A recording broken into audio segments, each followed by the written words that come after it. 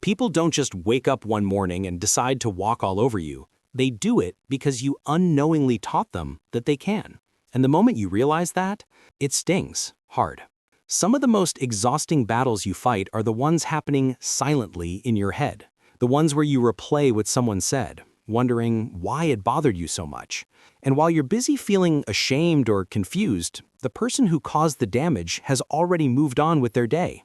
If you've ever felt that familiar punch in the chest after someone disrespected you, stay with this, because this is exactly where everything begins to change. Here's the first shift that flips the entire script of your life: the way you react.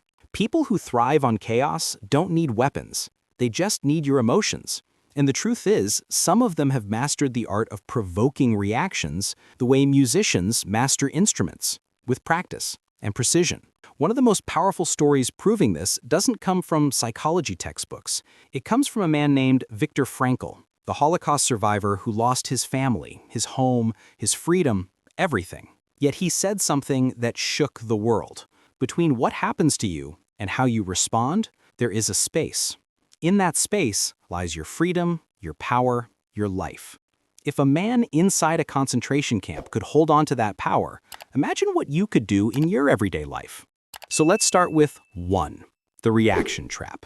When someone tries to get a rise out of you, most people panic respond. Their voice changes, their shoulders stiffen. They start rushing to defend themselves as if their whole identity is on trial.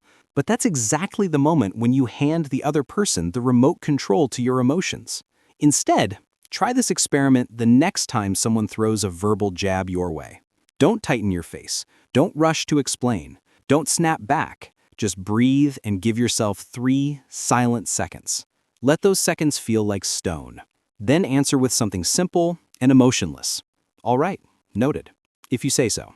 And you'll notice something strange happen. Their face will tighten, not yours. Because emotional silence is uncomfortable for manipulators.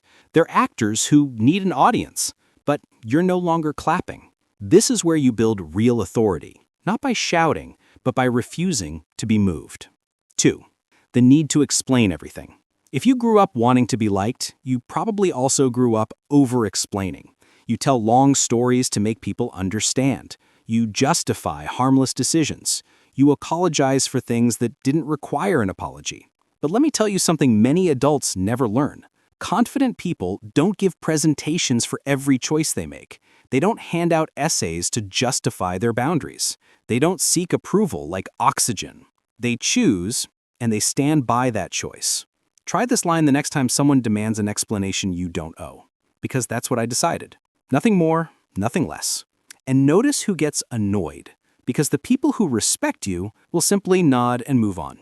But the ones who push, the ones who poke, the ones who need you to bend, those are the ones who are benefiting from your lack of backbone.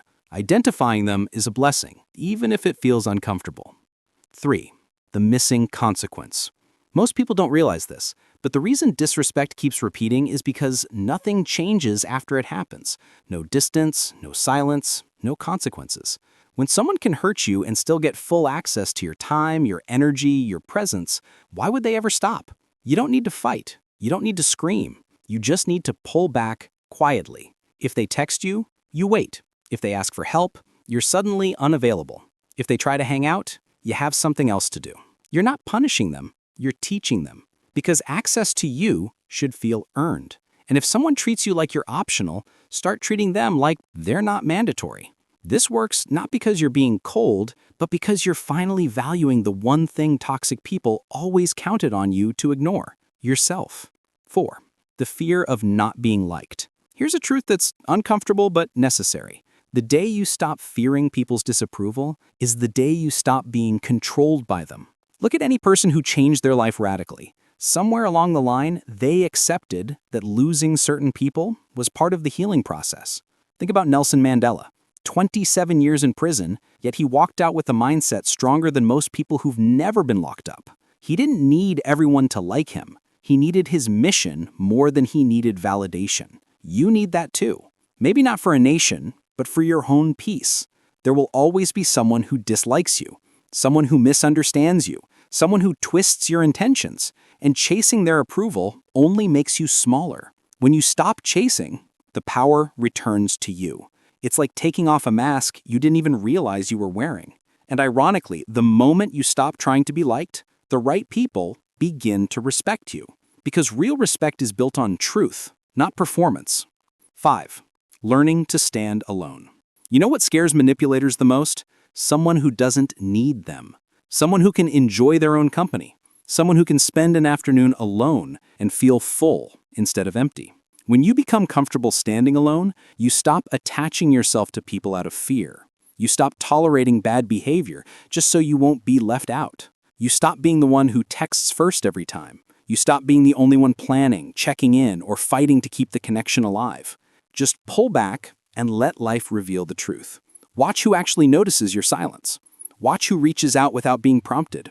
Watch who shows up when there's nothing in it for them. These people, the ones who take initiative, are the ones who value you. The rest, let them drift. You're not losing them, you're losing the version of you that needed their crumbs. Pick any one of these 5 shifts this week. Just one. Whether it's staying calm when someone tries to provoke you, or refusing to over-explain, or creating distance after disrespect, choose something and try it once. Pay attention to who reacts. Pay attention to who respects it. Pay attention to how you feel, even if it's uncomfortable at first. Because discomfort is the doorway to a stronger you, a clearer you, a you that people can't push around, manipulate, or guilt into silence. And while you're here, drop a comment telling which one you're trying first. It doesn't just help the channel, it might help someone else reading it who needs that same push. And if this is hitting home, stick around, subscribe, engage, join the space you actually belong in. A space where you grow, not shrink. You're not here to be walked over. You're here to walk into a better version of yourself. And you're already doing that. Keep going.